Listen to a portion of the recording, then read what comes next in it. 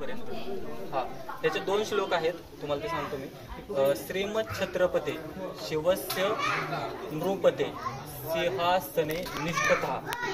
ह्याचा असा आहे अर्थ की हे प्रसादो जगदीश्वराचे, म्हणजे हे जे प्रसाद मंदिर आहे जगदीश्वराचं, हे जगाला वंदनीय असं मंदिर आहे. आणि इथं श्रीमद छत्रपते शिवस्य नृपते सिंहासने निष्ठता, म्हणजे शिवाजी महाराजांचा ज्यावेळेस राज्याभिषेक झाला त्यावेळेस हे शिलालेख बनवून घेण्यात आलेला होता. तर तो केव्हा झाला?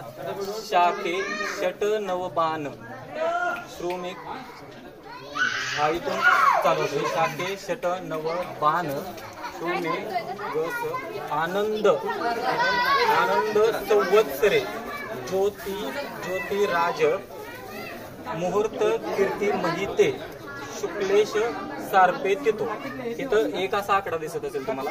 इथं पहिला श्लोक संपला त्याच्यातला. तर ह्याचा अर्थ असा आहे की शके 1596 शुद्ध पक्षामध्ये शिवाजी महाराजांचा राज्याभिषेक झाला. ह्याच्यावरून आपल्याला राज्याभिषेकाची तारीख काय होती ते आपल्याला समजून येतं याच्यामध्ये. त्यानंतर दुसऱ्या श्लोकामध्ये रायगडावरती हिराजीने काय काय बांधलं त्याच्याविषयी सगळी माहिती दिलेली आहे. वापी कूप तडा, इथं लिहिलं बघा, वापी कूप तडा ग राजी रु चिर हरमे वने विथिके स्तंभे कुंभीग्रहे नरेंद्र सदने रंबे लिहि मिहिते श्रीमद राय गिरो गिराम विषये हिराजिना निर्मित. तर ह्या रायगडावरती काय काय मानले? वापी म्हणजे विहीर आहे, कूप म्हणजे तळी वगैरे आहेत, तडाग आहेत, आणि ह्याच्यानंतर कसे आहेत तर रुचकर पाण्याचे आहेत. ते पाणी पिण्यायोग्य एकदम चविष्ट पाण्याची अशी ही सगळी बांधलेली आहेत.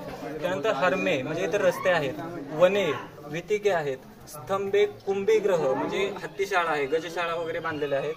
आणि नरेंद्र सदने म्हणजे नरेंद्र म्हणजे राजाला राहण्यासाठी पण इथं महालाची व्यवस्था केलेली आहे असं म्हणतोय मी. ते श्रीमद राय गिराम विषये हिराजिना निर्मित. आता इथं तुम्हाला दिसत असेल हिराजिना निर्मित.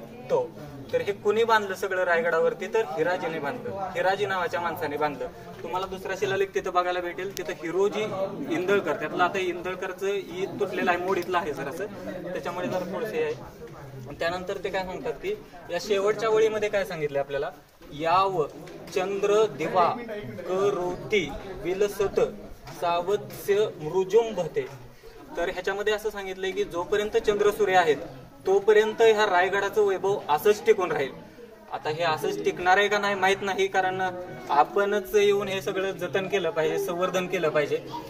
तर हे असं ह्या शिलालेख आहे. छत्रपती शिवाजी महाराजांच्या राज्याभिषेक वेळी हा बनवण्यात आला होता.